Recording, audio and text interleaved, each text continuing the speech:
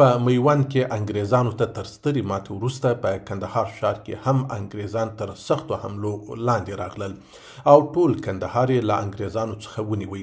په دې سترې او تاریخي جګړې کې ځینې تاریخ لیکونکي وایي چې د انګریزي ځواکونو تلفات تر 8000 ډیر دي. یو برتانوي جګړن ماکلاین ژوندی ونیول سو چې وروسته محاکمه سو. برتانوي 66 نمبر کنډک پرته له یوه کس نه ټول تباه سو. د جګړې څخه یو ژوندی پاتې سوی برتانوي افسر خپل کهول ته داسې ولیکل: یوه ستره تباهي راپېښه سوه. زموږ جنډې، نوشانونه، د موسیقۍ ترومان او ډولونه د مهماتو په شمول دښمن راڅخه ولجا کړل. زه وروسته له هغه چې ماته راګډه سوه 3 ځلې پر مځکه ولوېدم. حال دا چې زموږ ځواکونه د زیاتې ویرې څخه دوري هوري تښتېدل.